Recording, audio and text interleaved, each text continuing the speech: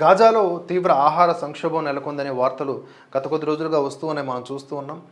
రఫా యుద్ధం కారణంగా గాజాలో తీవ్రమైనటువంటి ఆహార సంక్షోభం నెలకొనడంతో పౌరులంట కలుపు మొక్కల్ని తింటున్నారంట.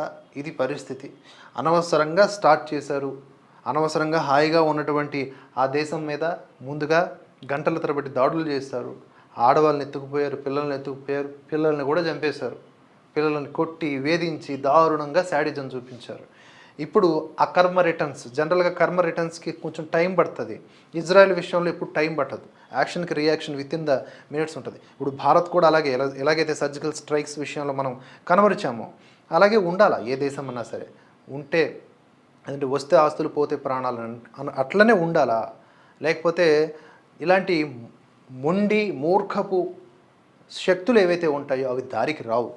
ఇప్పుడు చూడండి, ఇప్పుడు గాజాలో తీవ్ర ఆహార సంక్షోభం అని చెప్పేసి అంతర్జాతీయ మానవ హక్కుల సంఘాలు, హ్యూమన్ రైట్స్ ఇవన్నీ కూడా ఎలివేట్ అవ్వడానికి ఇలాంటివి ఉపయోగపడతాయి. కానీ ఈ పరిస్థితి రావడానికి గల కారణం ఏంటి? ముందు ఎవడు కొట్టాడు దెబ్బ?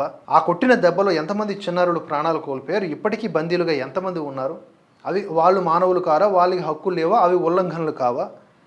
అక్కడ హ్యూమన్ రైట్స్ లేవా? ఈ ప్రశ్నలు కూడా వస్తాయి కదా. సో కాయిన్కి రెండు వైపుల నుంచి కూడా మనం ఆలోచించాలి. ఇప్పుడు ఇజ్రాయెల్ చేస్తున్నటువంటి తీవ్రమైన దాడుల వలన అక్కడ కలుపు మొక్కలు తింటున్నటువంటి పరిస్థితి. కఠినమైనటువంటి పొడి నేలలో స్వేచ్ఛగా పెరిగే మాలో అనే మొక్కను వారు ఆహారంగా తీసుకుంటున్నారంట. ఇజ్రాయెల్ దాడుల కారణంగా గాజాలోకి తగినంతగా సహాయక సామాగ్రి రావటం లేదు. వేరే గత్యంతరం లేక ఈ పని చేస్తున్నారంట పాపం. యుద్ధ ట్యాంకులకు ఎదురుగా ఉన్నటువంటి తాము గత్యంతరం లేక ఈ పని చేయాల్సి వస్తుందని చెప్పి వారు ఆవేదన వ్యక్తం చేస్తున్నారు. తమ పిల్లలకు వాటినే తినిపిస్తున్నట్లు చెప్పారు.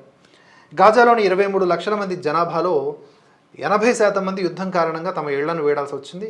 ఈజిప్టుతో సరిహద్దు కలిగి ఉన్నటువంటి రఫా నగరంలో ఏకంగా 14 లక్షల మంది తలదాచుకుంటున్నారు. ఫస్ట్ అయితే ఈజిప్టు పెద్ద పెద్ద అడ్డుగోడలు నిర్మించింది, మీరు రావడానికి వీల్లేదని చెప్పి. ఆ తర్వాత ఐక్యరాజ్య సమితి, అమెరికా ఇత్యాదివన్నీ కూడా ఇన్వాల్వ్ అవ్వడంతో ఆ గేట్లు తెరుచుకుంటే ఏకంగా 14 లక్షల మంది తలదాచుకుంటున్నారంట. వీళ్ళు ఇప్పుడు ఇటు వస్తారా అటే వెళ్ళిపోతారా అనే పరిస్థితి నెలకొంది.